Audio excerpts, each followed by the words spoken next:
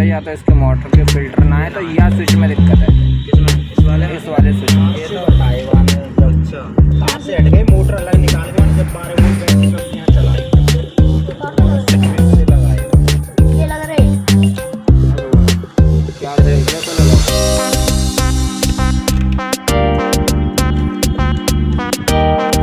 समझ गए यहाँ कहाँ है। ये कभी कभी मॉडल होती है,